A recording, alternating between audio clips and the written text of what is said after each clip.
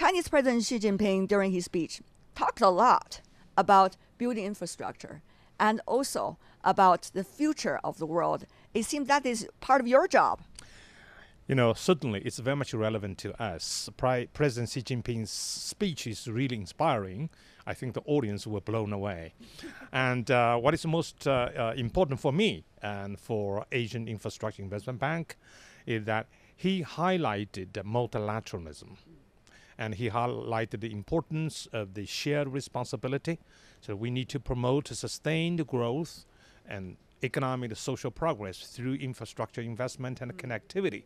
That is very much important for enhanced globalization, which would bring shared benefits to all of the countries participating and to all of the peoples. I remember Professor Schwab at the ceremony when the Chinese President Xi Jinping was talking. President Jin, I'm sure you also did. He was talking about this is at a critical juncture of our world. This is a landmark speech. But to you, AIIB established for 1 year. So how is that likely to be shaping up your work in the future? You see, the AIIB was conceptualized by our leader against the background of some of the noises against globalization, about connectivity, regional global cooperation. So this bank is really created to create great opportunities for all of the participating countries, for their peoples to benefit from this whole process. That is why we think multilateralism is important. That's why we think all of the shareholders should work together to make sure that Asia would have sustained growth with positive spillovers to the other regions, including Europe. 1 year already. Congratulations on that. We have achieved a lot, but there's no room for complacency. We believe tough challenges remain to be tackled, but with the concerted efforts of all the staff and under the guidance of the board, we have set up the system. All the major policies are approved by the board.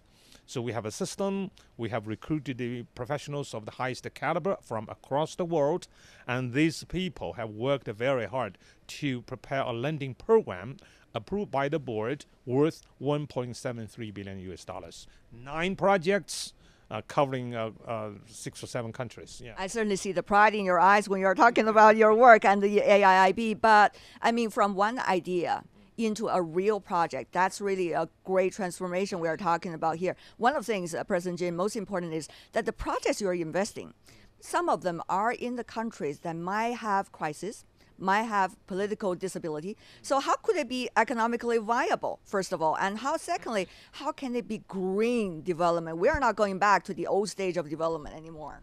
You see, political stability and economic development are really intertwined. They are mutually reinforcing. So as an MDB, we should not chicken out when we see there are some potential risks. Our job is to help mitigate the risks, to help the governments and our partners and private sector companies to deal with all these issues. That is our job. That's our mission. Of course, if we do not think the project is ready, we would certainly have to do something to make it shovel ready. But all in all, I think there are so many projects for us to choose from, and we work in close collaboration with the governments, with the private sector, and we pick up those projects we believe would be ready for us to do. Some good news, it seems, also in the speech of President Xi Jinping. He talked about China's overseas investment likely to rise in a very dramatic way in the near future. I'm sure some of those cash will go to the AIIB. We work on the basis of our capital. China contributes 30% of this $100 billion capital, with the rest coming from all the 56 other member countries. Increasing the number. But we are going to have about 30 countries, and we will have more countries to work with. But you see, when China invests overseas, that would create opportunities for AIIB, for other institutions to work with the other investors. But you see, there's one thing which is very much important.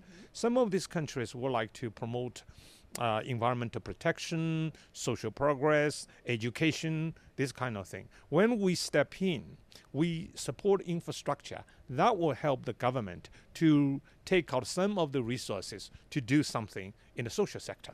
Earlier, President Jin, I was talking to some of the advisors, as being believed, of Mr. Trump, the president-elect of the United States. They were saying, well, we have been thinking about infrastructure building in the United States, so why not AIB also support us?